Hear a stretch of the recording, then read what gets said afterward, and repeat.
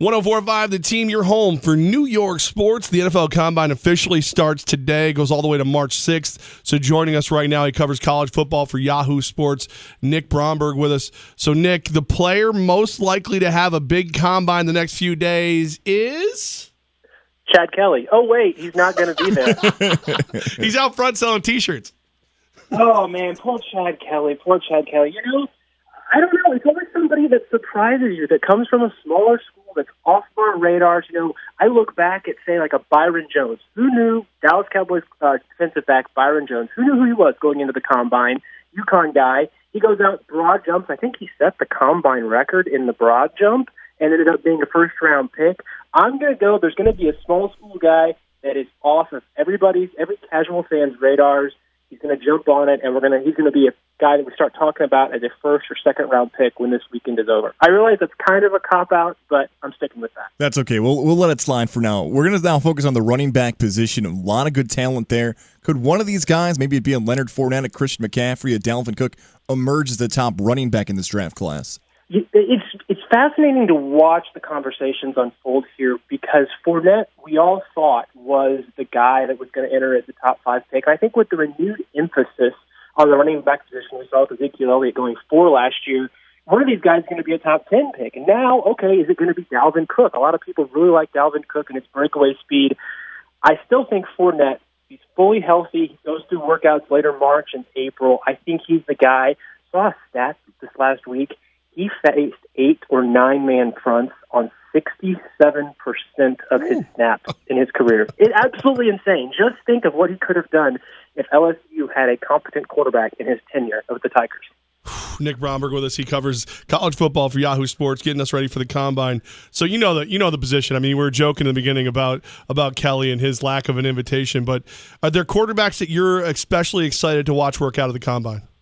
You know, I want to see Patrick Mahomes because we have this knock on guys who don't come from NFL pro-style systems, whatever we want to call pro-style to be these days.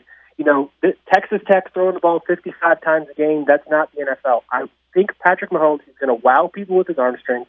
Don't be surprised if people think he has the strongest arm of all of the quarterbacks. I think he could be a late first-round pick. And, you know, I'm going to go out on a limb and say I am not totally sold on Mitch Trubisky right now. If I was ranking quarterbacks, I think I would go Deshaun Watson number 1 because if you're going to doubt Deshaun Watson, do it at your own peril.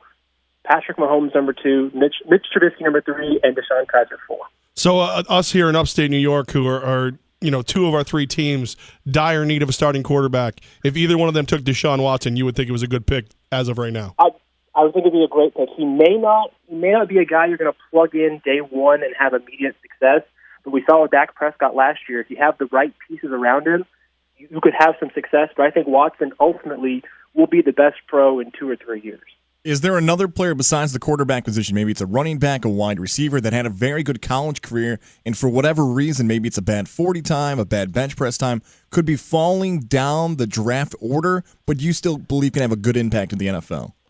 You know, I really want to see how Kizer, going back to the quarterback position, I want to see Deshaun Kizer. A lot of people think he is a good fit in a pro-style system, but at the same time, he did not wow people last year in his first full season as a starting quarterback. A lot of people are saying, he's got some stuff to clean up mechanically. If that pops up, he could end up sliding to the back end of round 2. But again, you could get a competent starter, especially if you put him in the right position.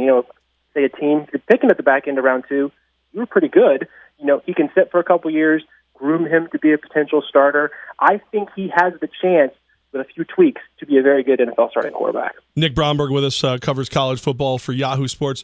Nick, we often make jokes about the combine because it's basically just a public workout.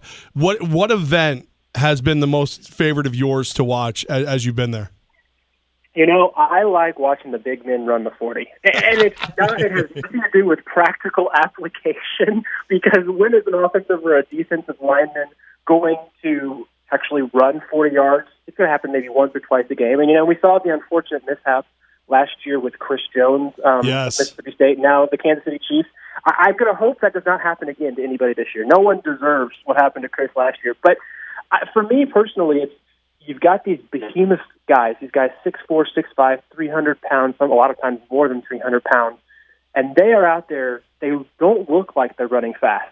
But when you look at their combine times, I did this a few years ago where I went and I'm like 6'1", 185. So I am basically your normal average sized guy. And I went and did all of the combine workouts. I ran the 40. I was faster than all but like how many times? I was slower. I was slower than all but two people. I'm sorry. I was like slower than like only, I think Mike Glennon, I think I tied him with a nice like 5'7", 40, and there might have been like one other guy, and that was it. And I was like, gosh, these guys who are 150 pounds heavier than me are actually beating me in a foot race. Nick, how many times you throw up 225, huh? 3 times. Hey, three's not bad. Three's not bad. Not only were it you wasn't terrible. I was happy with it. I wanted 2. I got 3. I was like, okay, I'm not going to be putting up 30 here. No, the combine's a lot of fun. You're getting be a part of that going forward, but also the Daytona 500 you were a part of. What do you make of this year's race? I really wish they would have crashed a lot less. Only 5 of the 40 cars made it through the race without crash damage. As a lot of people saw, Kurt Busch's winning car had a beat-up right front fender, and basically the number on the right side was scrubbed off. It was an entertaining race. I wish they would have, like I said, I wish they would have crashed a little bit less. But it was fun. It was a good way to start off NASCAR. And, now going forward, I think the biggest takeaway is the happiest people outside of Kurt Busch at the Daytona 500 was Monster Energy. It comes sponsor NASCAR for the next 2 years, maybe even 4, and the Monster driver goes and wins the Daytona 500. They're probably going, hey, this is going to turn out all right. Yes, it's not a bad start for that partnership right there. Nick Bromberg from Yahoo Sports, nice enough to help us make sense of the combine. If anything crazy happens, we might have to burn up your phone line again. That's fine. Feel free to call me.